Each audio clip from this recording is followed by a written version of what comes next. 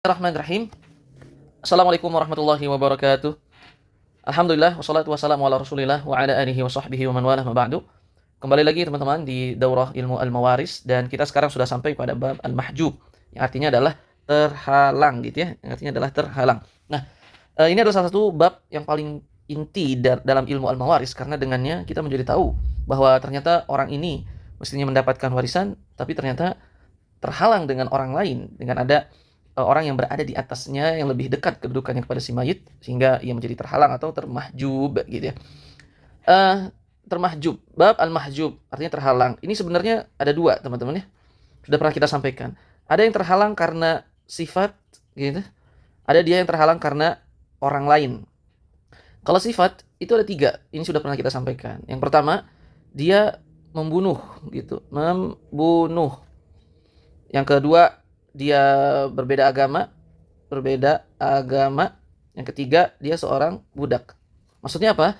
Nah, orang yang membunuh ini, dia tidak dapat warisan karena dia membunuh orang yang ada di atasnya, yang menghalanginya.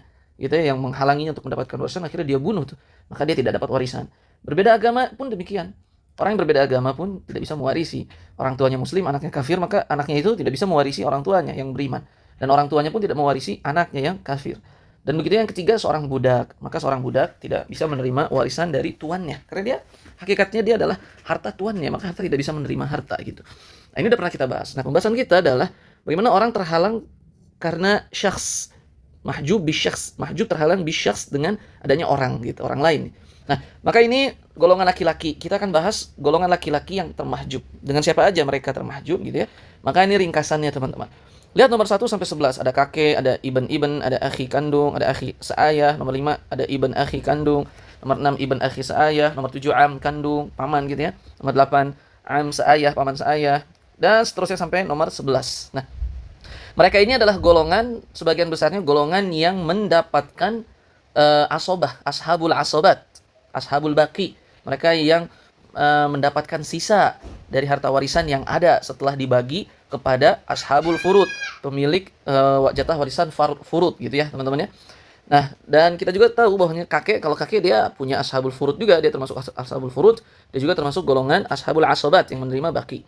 Nah, ini cara bacanya gini teman-teman. Nomor 1 lihat kakek, dia terhalang kalau ada ayah tuh di atasnya itu. Ada ayah dan kakek yang lebih dekat. Jadi artinya misalnya ada yang wafat, kemudian ahli warisnya adalah kakek mayit. Kemudian kita tulis saja misalnya kakek mayit, kemudian ayahnya, ayah mayit. Nah gitu. Maka teman-teman, kakek ini mahjub, terhalang. Kenapa? Karena adanya ayah. Adanya ayah. Jadi kakek termahjub gitu, karena adanya ayah gitu. Atau kakek itu terhalang karena ada kakek yang lebih dekat. Maksudnya kakek yang lebih dekat, yang terhalang itu buyut gitu. Buyutnya laki-laki nih kakek gitu ya, jauh buyut gitu. Kemudian di sini ada kakek mayit gitu. Nah, maka buyut itu menjadi mahjub karena ada kakek yang lebih dekat jaraknya ke mayit. Iyalah, kakek lebih dekat ke mayit daripada buyut gitu teman-teman. Nah, sehingga artinya kakek itu terhalang jika ada ayah atau ada kakek yang lebih dekat lagi ke si mayit. Selesai. Yang kedua, ibn. Ibn itu anak laki-laki. Anak laki-laki dari anak laki-laki mayit. Ibn. Anak laki-laki dari anak laki-laki si mayit. Nah, dia terhalang oleh mereka-mereka yang ada di atasnya itu sama ibn saja. Ini saja. Ibn artinya ini teh cucu kan teman-teman ya, cucu laki-laki. Dia terhalang jika ada si ibn di atasnya tuh, ada ibn ini. Dia menjadi terhalang. Misalnya contoh, ada mayit meninggalkan ahli warisnya ibn anak laki-lakinya dan cucu laki-laki dari anaknya si ibn ini. Tulisannya adalah ibn anak laki-laki dari anak laki-laki, cucu laki-laki. Nah, akhirnya gimana ini? Nah, ibn dia termahjub, terhalang karena ada si ibn. Nah, jadi ibn mah dia terhalang karena adanya si ibn saja. Karena adanya si ibn saja. Ada kakek, ada ayah dan seterusnya,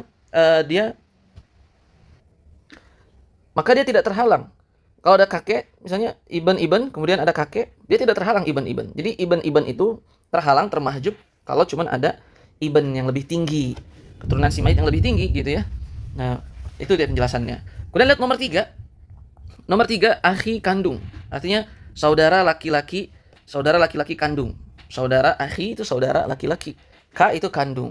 Dia terhalang oleh semua yang ada di atasnya. Oleh si ayah, oleh kakek, oleh ibn, salah satu di antara mereka. Jika ada, maka akhi kandung ini menjadi mahjub, terhalang gitu teman-teman. Misalnya ada mayit, ahli warisnya adalah kakek, kemudian saudara kandungnya, akhi, saudara kandung laki-lakinya. Maka si kakek ini mahjub, artinya tidak dapat warisan gitu. Kemudian si akhi kandung inilah yang mendapatkan baki gitu teman-teman. Nah, lihat nomor 4. Nomor 4, akhi seayah. Artinya saya atau teman punya saudara laki-laki seayah. Misalnya ayah teman-teman menikah lagi dengan istri yang kedua, kemudian melahirkan satu anak laki-laki. Nah, itu artinya adalah akhi seayahnya teman-teman. Saudara laki-laki seayah teman-teman. Nah, dia terhalang oleh semua orang yang ada di atas, termasuk salah satunya di sini ukhti kandung yang berasobah dengan binti atau binti ibn. Maksudnya begini, dia terhalang. Akhi kandung terhalang jika ada ibn atau jika ada si ibn saja. Jadi terhalang tuh. Atau ada kakek saja atau ada ayah saja. Akhi kandung itu menjadi terhalang gitu ya, teman-teman ya. Menjadi terhalang. Nah, kemudian yang arti ukhti kandung yang berasobah dengan binti atau binti, maksudnya gini. Si mayit meninggalkan akhi kandung. Kemudian yang kedua ada ukhti kandung, kemudian binti. Ada binti. Ini kalau nggak binti atau binti ibn. Gitu ya, teman-teman ya. Nah, ini bagaimana? Begini. Akhi kandung. Nah, ini kan dia mendapat baki nih, gitu. Tapi ukhti kandung dengan binti ini, kita buka lagi di pembahasan sebelumnya tentang ukhti kandung, dia dapat baki secara berasobah, gitu. Nah, maka ini ada dua nih. Ini siapa yang dapat nih asobah ini, baki ini? Nah, maka yang menang adalah ukhti kandung dengan binti, karena binti putrinya si mayit lebih tinggi, sehingga akhi kandung bukan mendapatkan baki, dia kalah, gugur. Dia menjadi termahjub, dia mahjub, gitu teman-teman. Nah, jadi artinya dia termahjub dengan adanya ukhti kandung dengan binti yang berasobah. Itu cara bacanya, gitu teman-teman. Lihat nomor 5 sekarang. Ibnu akhi kandung. Artinya ibnu, anak laki-laki, akhi, saudara laki-laki kandung kita. Keponakan kita lah. Keponakan laki-laki dari saudara laki-laki kita, kandung. Dia terhalang oleh salah satu di antara ini, atau ini gitu. Ukhti seayah, saudari seayah yang berasobah dengan bini. Oh, sorry, ini binti. Bukan ini. Ini binti atau binti ibn. Pembahasannya seperti yang ini, teman-teman, seperti yang ini. Persis seperti yang ini. Nah, kemudian nomor 6 sama. Dia menjadi termahjub kalau ada nomor 1, nomor 2, nomor 3, nomor 4, nomor 5 atau salah satunya. Begitu ya dengan jika ada ayah, jika ada ibn, jika ada ukhti, seayah yang berasobah, gitu teman-teman. Dan seterusnya gampang. Nomor 7 juga demikian. Kalau sudah ada salah satu di antara yang di atas ada, maka nomor 7 termahjub. Begitu juga nomor 8, begitu juga nomor 9, begitu juga nomor 10. Nah, adapun nomor 11 dia berbeda. Akhi seibu, saudara laki-laki kita seibu, gitu ya, seibu. Dia termahjub cuman dengan orang ini saja, salah satu di antara ayah atau kakek atau ibn anak laki-laki mayit atau ibn cucu laki-laki mayit dari anak laki-laki mayit, binti mayit anak perempuan mayit atau binti cucu perempuan si mayit dari anak laki-lakinya. Nah, maka kalau akhi seibu mah nomor 11 ini dia termahjubnya cuman salah satu dari ayah, kakek, ibn, binti atau binti ibn.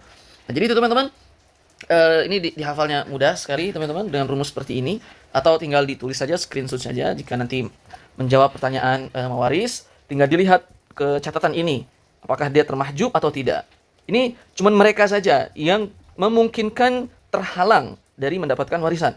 Adapun sisanya ashabul furud gitu ya, misalkan istri, kemudian suami, kemudian binti, kemudian siapa lagi itu tidak, ashabul furud tidak bisa ada yang menghalanginya mereka untuk mendapatkan warisan. Nah, jadi begitu teman-teman tentang bab al-mahjub yang terhalang dari golongan laki-laki. Nah, adapun golongan perempuan, nah ini dia golongan perempuan seperti yang ada di kitab, Kalau yang golongan laki-laki itu membacanya rumit dan memang ada kesalahan yang saya tulis gitu ya teman-teman, sehingga rujukannya adalah catatan yang saya berikan ini gitu teman-teman. Adapun golongan perempuan itu sama seperti yang ada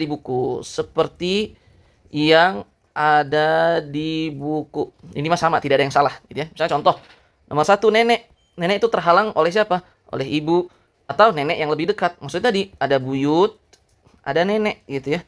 Jika sudah ada nenek, maka buyut menjadi mahjub, terhalang gitu. Jadi nenek itu terhalang oleh salah satu di antara dua ini, ibu atau nenek yang lebih dekat. Kemudian nomor 2, binti ibn. Binti ibn golongan perempuan ini. Nah, binti ibn dia bisa menjadi terhalang gitu ya. Dia bisa menjadi terhalang dengan siapa? 1, ibn, anak laki-laki si mayit. Maka binti ibn, cucu perempuan si mayit, tidak dapat karena ada si ibn gitu ya. Yang kedua, adanya 2 binti atau lebih, gitu ya. 2 binti atau lebih, si mayit punya 2 binti atau lebih dari 2, jika tidak ada akh mu'assibnya, artinya tidak ada ibn, gitu ya. Tidak ada akh mu'assibnya seperti yang biasa kita jelaskan gitu, teman-teman. Nah, kemudian yang ketiga, ukhti kandung. Itu gimana ukhti kandung?